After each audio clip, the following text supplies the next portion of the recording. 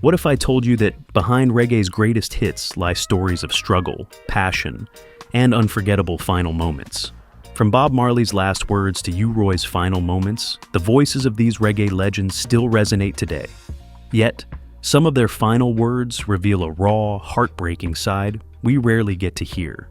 Here are the heartbreaking last words of 8 reggae icons, moments that remind us of their humanity and the legacy they left behind. Bob Marley. Bob Marley became a huge figure in music and culture, known for his strong influence on reggae and music around the world. His career was full of great successes, political activism, and a lasting impact that went beyond just music. He started his career in the early 1960s by forming the Wailers with Peter Tosh and Bunny Wailer. Their fresh reggae sound quickly became popular in Jamaica, with their first song, Simmer Down, becoming an instant hit. This time helped build Marley's unique style, mixing ska, rocksteady, and reggae. His very first single, Judge Not, recorded with producer Leslie Kong, was the beginning of his journey in music. Marley and the Wailers became famous worldwide after signing with Island Records. In 1973, they released albums like Catch a Fire and Burnin' that brought Marley's music to a global audience. Eric Clapton's cover of Marley's I Shot the Sheriff helped push his music even further into the mainstream. The 1974 album Natty Dread and the live version of No Woman No Cry made Marley a true reggae star. His 1976 album, Rastaman Vibration, even reached the top 50 on the Billboard Soul charts, showing how popular he was becoming in the United States. Even though his fame was growing, Marley faced difficulties. In December 1976, he survived a political assassination attempt in Jamaica. Despite this, he still performed at the Smile Jamaica concert soon after, showing his strength and desire for peace. After that, Marley moved to London and recorded the important album Exodus in 1977. Critics called this album a masterpiece because it mixed reggae with blues, soul, and British rock. Exodus included famous songs like Jamming, Three Little Birds, and One Love, the last of which the BBC later named Song of the Millennium. In 1999, Time magazine called Exodus the album of the century. Marley's music was closely connected to his political beliefs and Rastafarian faith. He used his music to promote unity, peace, and social justice. This was clear at the 1978 One Love Peace concert in Kingston, where he brought rival political leaders together on stage. His influence went beyond music into culture and politics worldwide. He earned awards like the United Nations Peace Medal of the Third World in 1978 and Jamaica's Order of Merit in 1981. Sadly, in 1977, Marley was diagnosed with acral lentiginous melanoma after a football injury showed cancer under his toe. Even though he was sick, he kept performing and recording music. By 1980, the cancer had spread to his lungs, liver, and brain. He collapsed while jogging in Central Park, New York, and passed away on May 11, 1981, in Miami, Florida, at the age of 36. Before he died, Marley was baptized into the Ethiopian Orthodox Church, showing his spiritual growth. His last words are said to reflect his strong faith and hope. Money can't buy life, and the greatness of a man is not in how much wealth he acquires, but in his integrity and his ability to affect those around him positively. These words show his beliefs and the substance of the legacy he left behind. After his death, Bob Marley's influence only grew stronger. His album Legend, released in 1984, became the best-selling reggae album ever, reaching millions of people and introducing his music to new generations. He was added to the Rock and Roll Hall of Fame in 1994 and received a Grammy Lifetime Achievement Award in 2001. Rolling Stone ranked him 11th among the greatest artists of all time in 2004. His music continues to inspire activism, cultural identity, and the worldwide reggae movement. Peter Tosh. Peter Tosh was one of the founding members of the Wailers, along with Bob Marley and Bunny Wailer, back in 1963. He played an important part in shaping reggae music by mixing Caribbean rhythms with American jazz and R&B sounds. Tosh was the most skilled musician in the group, and he even taught his bandmates how to play instruments.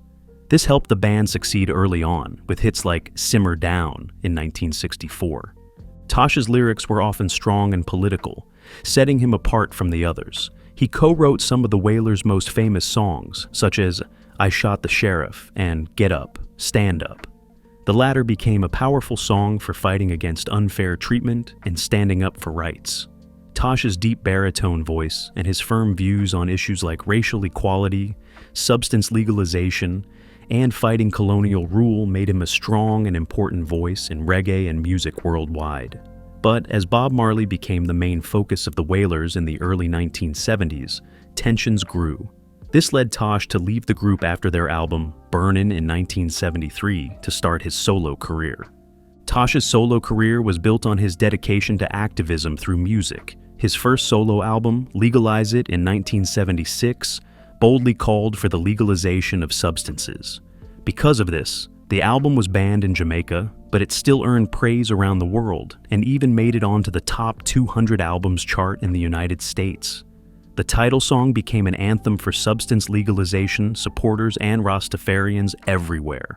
After that, he released Equal Rights in 1977, which strengthened his reputation as a fierce supporter of black pride and social justice. This album had strong songs like Get Up, Stand Up, and Stepping Razor, the latter becoming a symbol of Tosh's fearless and bold personality.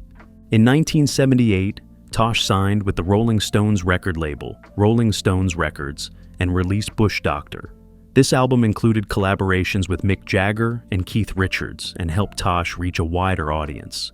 It featured the duet You Gotta Walk, Don't Look Back with Jagger. That same year, Tosh performed at the One Love Peace concert in Kingston, where he openly spoke in favor of substance legalization and criticized political leaders for not making real changes. His strong activism often caused trouble with Jamaican authorities, including a violent arrest in 1978, where police beat him for substance possession, leaving him seriously hurt. During the 1980s, Tosh kept making powerful music and stayed active in politics. Albums like Mystic Man, 1979, Wanted Dead and Alive, 1981, and Mama Africa, 1983, kept him popular, with Mama Africa reaching number 59 on the Billboard Top 200 chart. His 1984 album Captured Lives earned him his first Grammy nomination, showing he was still important in reggae music. In 1987, he released No Nuclear War, an album calling for peace and the end of nuclear weapons.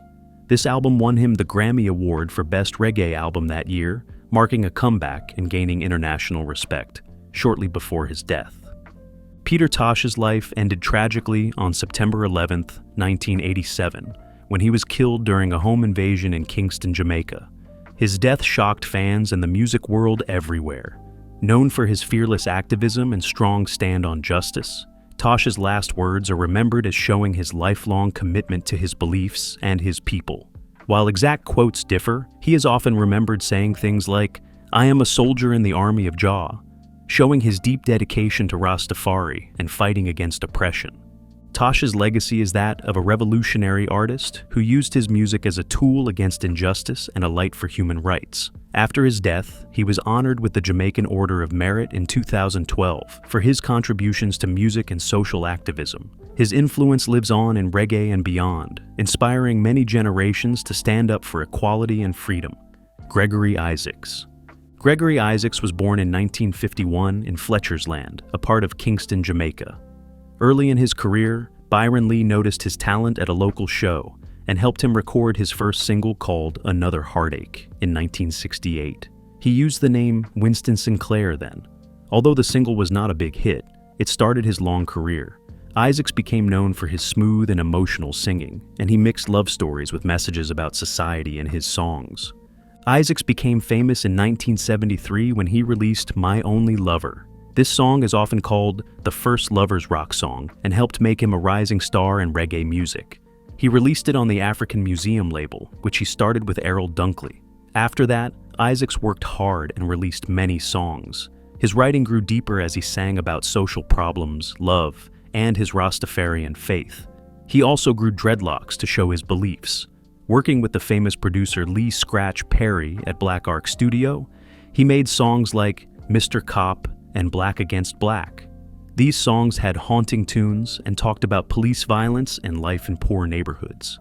During the 1970s, Isaacs worked with many of Jamaica's top producers like Alvin Ranglin, Winston "Niney" Holness, and Gussie Clarke. He made hits such as Love Is Overdue, which was #1 in Jamaica in 1974. His albums from this time, like Extra Classic in 1976 and Soon Forward in 1979, showed how talented he was.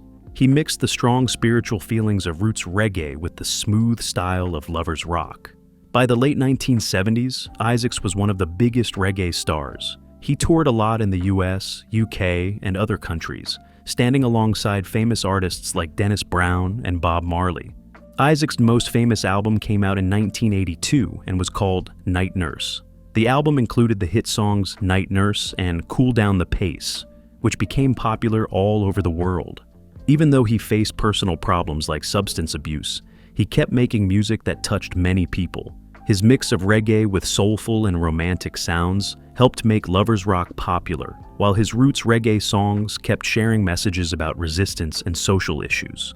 Later albums such as Red Rose for Gregory in 1988 and Brand New Me in 2004 showed how Isaacs kept changing his music while staying true to who he was as an artist. Isaacs was also known for his live shows. He connected well with audiences everywhere, from small clubs to big festivals. His many tours helped bring reggae music to new fans around the world, making him one of the most loved reggae singers. Because of his great work in music and culture, the Jamaican government gave him the Order of Distinction Award in 2010. In his final years, Isaacs had health problems, including a fight with cancer. He passed away on October 25, 2010. He left behind more than 500 recordings and a legacy that still inspires many people today. His last words showed his strong faith and deep love for music and his fans. Stories say he stayed true to his beliefs and music until the end, living the cool and soulful style that earned him the nickname Cool Ruler. One of his last messages was about how music can heal and how important love and unity are, just like the themes he sang about his whole life. Joseph Hill. Hill grew up in a Christian family and started singing in church when he was just 6 years old. By the time he was 8, he was already making his own musical instruments. Music in his early life was tied to his faith, but after leaving home, he discovered the Rastafarian religion. This new belief deeply changed his art and ideas. It gave his music a strong sense of meaning and a focus on social issues, which became the main part of his career. Hill's music career began in the late 1960s when he played percussion with the Soul Defenders. They were the house band for Studio One, a famous Jamaican recording studio. In the early 1970s, Hill sang backing vocals and released songs like Behold the Land and Take Me Girl. He also worked with groups such as C35, Incorporated, and Stepping Stone, alongside Glenn Washington, who later became a reggae artist. But Hill's big break came in 1976 when he formed the group Culture. This trio became known for roots reggae with strong political and spiritual messages. Hill's powerful voice and meaningful lyrics connected deeply with Jamaica's difficult political times in the late 1970s. Culture's most famous moment was the 1977 album 2-7's Clash. The album included a song that predicted a great change on July 7, 1977. This album was a hit and became an important cultural event, especially in the United Kingdom. It influenced punk bands like The Clash and Public Image Limited. Rolling Stone magazine even named it one of the 50 coolest records, showing Hill's impact beyond reggae. The songs talked about social problems, spiritual growth, and standing up to injustice. These ideas came from Hill's Rastafarian beliefs and his wish to speak out against the effects of slavery and oppression in Jamaica. During the late 1970s and after, Culture was famous for its live shows. Hill was not just a singer, but also a kind of teacher and leader on stage. He often talked about Jamaica's history and current politics during performances.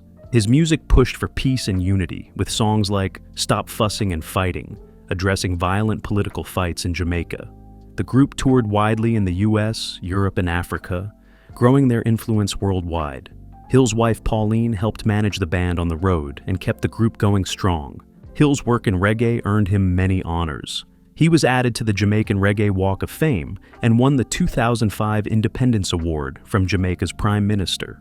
That same year, he received the Culture Shock Bronze Medal for helping spread Jamaican music and culture around the world. People called him the Keeper of Zion Gate, a title showing his role as a spiritual leader in Rastafari and reggae music. This name highlights his dedication to keeping the faith substance alive in his songs. Sadly, Joseph Hill died on August 19, 2006, while touring in Berlin, Germany. His passing was a great loss for reggae music. At his funeral, Jamaican Prime Minister Portia Simpson Miller honored him for his huge influence on Jamaican culture and music. Hill's son, Kenyatta, took over leading culture, making sure the group's message and music would continue. Hill always believed music had the power to teach, awaken spirit, and bring social change. Stories say he stayed true to his faith and people until the end, living out the Rastafarian values that shaped his music. If you are enjoying this video, appreciate it by giving it a thumbs up.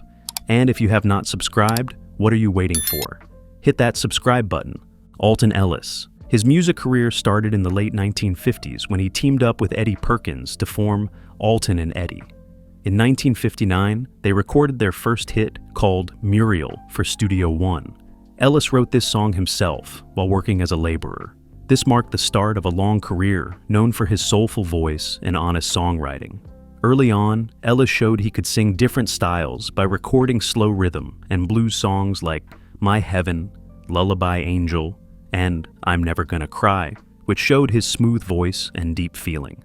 Ellis became popular during the mid-1960s when rocksteady music began.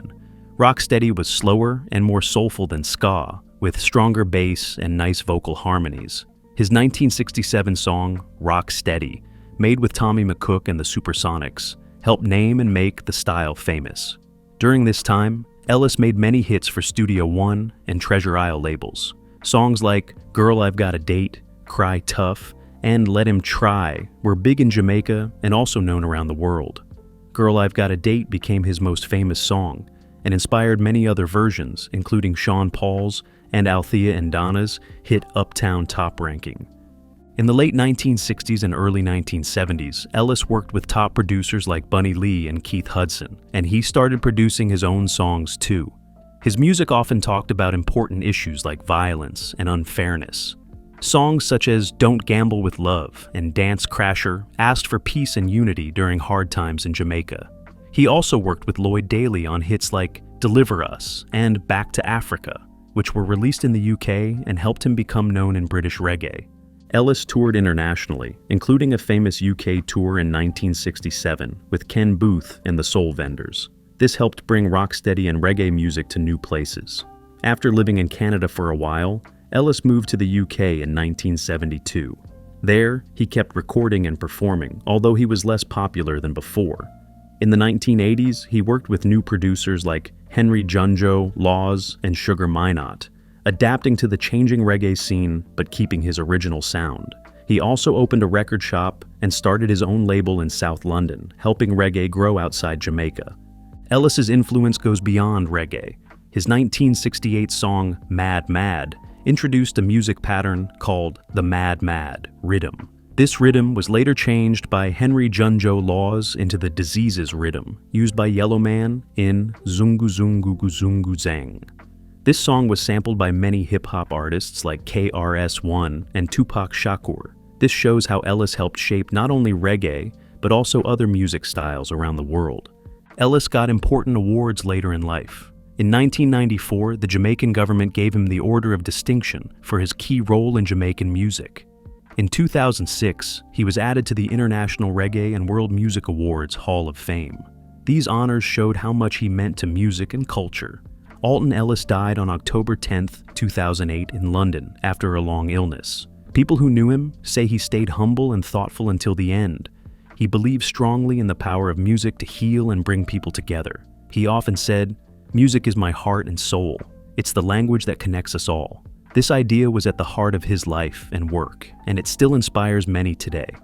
Lucky Dube. Lucky Dube began his music career playing traditional Zulu and Mbaqanga music with the Love Brothers. In the mid-1980s, he switched to reggae, inspired by famous artists like Bob Marley, Peter Tosh, and Jimmy Cliff. This change was an important moment in his career. His first reggae album, Rastas Never Die, 1984, was made even though his record company did not want it. The apartheid government also censored it, so it did not do well at first. But Dube did not give up. In 1986, he released Think About the Children, which became his big break. This album made him a leading reggae singer in South Africa and around the world.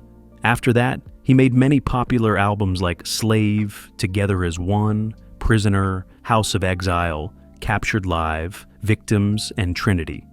Many of these albums went gold or platinum in South Africa and sold well internationally. His album Victims sold over 1 million copies worldwide. Lucky Dube's music often focused on social justice, racial equality, and spiritual hope. He used reggae's roots in resistance and Rastafarian ideas to speak out against colonialism, apartheid, and unfair systems. His song, Together as One, became a hopeful anthem during South Africa's move away from apartheid. Dube also mixed African music styles like Mbakanga and Soukous with reggae, creating a unique sound that brought many kinds of people together. He became famous around the world by touring many countries in Africa, the Americas, Europe, the Caribbean, and the South Pacific. He shared the stage with stars like Peter Gabriel, Sinead O'Connor, Sting, Michael Jackson, Ziggy Marley, and Celine Dion. People loved his strong live shows and wide singing range. Critics said his performances combined soulful music with strong social messages. He won many awards, including OKTV Awards, South African Music Awards, and titles like Best-Selling African Recording Artist and International Artist of the Year. Besides music, Lucky Dube acted in films like Voice in the Dark, Getting Lucky, and Lucky Strikes Back. Even with his worldwide fame, he stayed humble and close to the people who inspired him. Sadly, Lucky Dube died on October 18, 2007, during a carjacking in Johannesburg. His death shocked the music world and his fans everywhere. He once said, "Music is my life, and I want to leave a legacy of love and peace," showing his lifelong goal to use music for good. Prince Farry. Prince Farry was known for a unique style called chantering, instead of the usual toasting that other DJs did. His deep, strong voice earned him the nickname, the Voice of Thunder. He used his music to speak out about the Jamaican government and social problems during the 1970s and early 1980s, making him an important voice in roots reggae. He started in music with the Sir Mike the Musical Dragon sound system as the lead DJ. He also worked as a security guard at studios like Joe Gibbs and Studio One, which helped him learn the music business. His first song, The Great Booga Wooga, came out in 1969 under the name King Cry Cry, a nickname from how he got emotional when angry. In 1970, he changed his name to Prince Farry, given by producer Enos McLeod to match his powerful voice. Prince Farry's first album, Psalms for I, 1976, was special because it mixed Bible psalms and prayers with reggae beats. It was meant for people who couldn't read the Bible themselves. This spiritual and serious style made him stand out from other DJs who mostly sang about parties or bragged. The album's raw energy and his strong voice won him respect as a serious artist. His next big album, Under Heavy Manners, 1977, talked about the Jamaican government's harsh actions against crime during a tense political time. Produced by Joe Gibbs and backed by the Roots Radics Band, this album became a reggae classic. The song Heavy Manners showed how Prince Farry was not afraid to speak out about real issues. In the mid-1970s, he started his own record label called Cry Tough. This let him make his own music and help other artists who shared his vision. His work with the Roots Radics, who also went by the Arabs for his projects, led to the Cry Tough Dub Encounter albums. These mixed his deep chants with new dub music styles, influencing reggae and dub music a lot. Working with British producer Adrian Sherwood and the On You Sound Group helped him reach new audiences by mixing Jamaican reggae with experimental sounds from the UK. Prince Farry also helped younger artists and producers, including Adrian Sherwood, learn studio skills. He performed often in the UK and Europe and was popular with reggae and punk fans. His last live show was in Manchester in 1982, with Sons of Arca, proving his strong stage presence and spiritual messages still touched people. Sadly, Prince Farry was killed during a robbery at his home in Kingston in 1983. His death was a big loss to reggae music, Known as a thoughtful and serious man, he believed deeply in the power of words and music to teach and inspire. Until the end, he stayed committed to sharing messages of truth and resistance through his art. Uroy. Uroy, whose real name was Ewart Beckford, was born in 1942 in Jonestown, Kingston, Jamaica. He is widely known as the originator and the father of DJing. His contributions transformed reggae music and helped lay the foundation for both dancehall and hip-hop.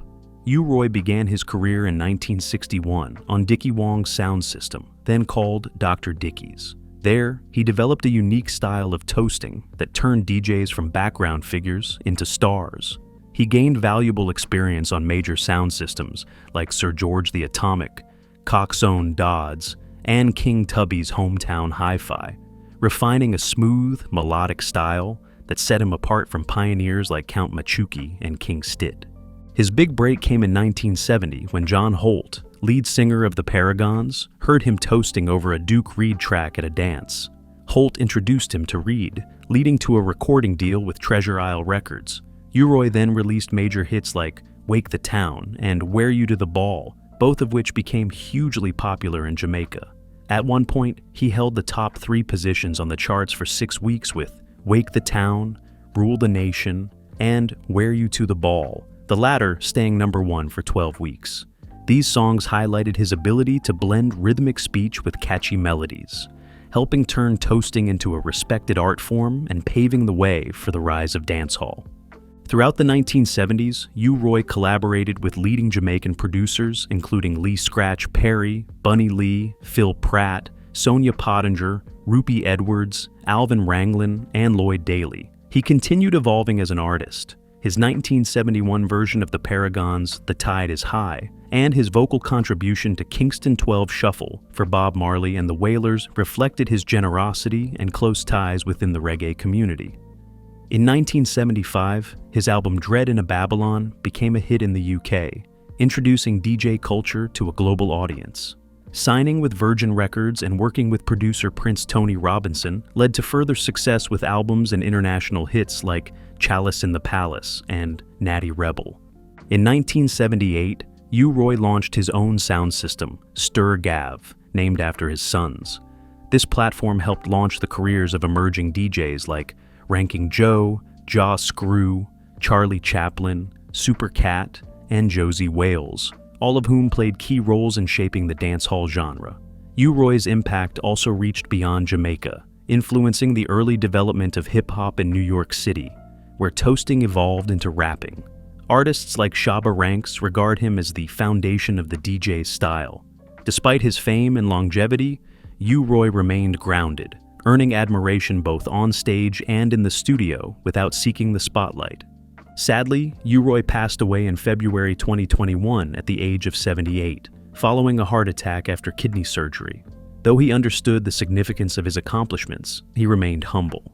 Reflecting on his success, he once said, "I didn't even have no idea that them was going anywhere, but I've seen it with my eyes. I watched these songs become number 1 and number 2 on the top 10. People start bigging me up and giving me my ratings." His words capture the quiet dignity with which he carried a legacy that changed music history. What are your thoughts on these artists' last words? Share your thoughts in the comments below. Don't forget to like, subscribe, and hit the notification bell so you never miss out on our latest content.